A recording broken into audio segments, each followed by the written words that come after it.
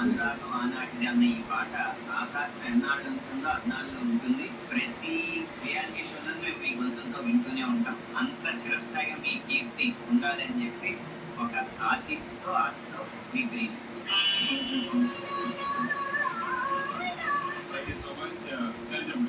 అనూహ్య నాకు చాలా ఇష్టమైన పాటలు చాలా బాగా మరి నేను కూడా నీకు ఇచ్చేసి